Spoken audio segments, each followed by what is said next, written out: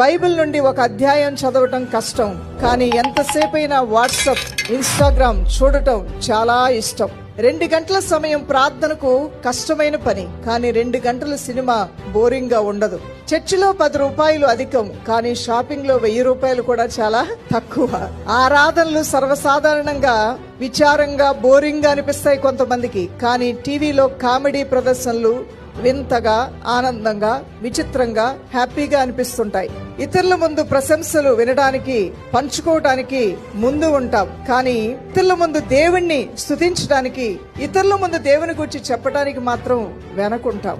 రోజు TV serial శీర్షిక కోల్పోకూడదు, కానీ వీక్లీ బైబిల్ స్టడీకి సమయం మాత్రం లేదు అంటాము.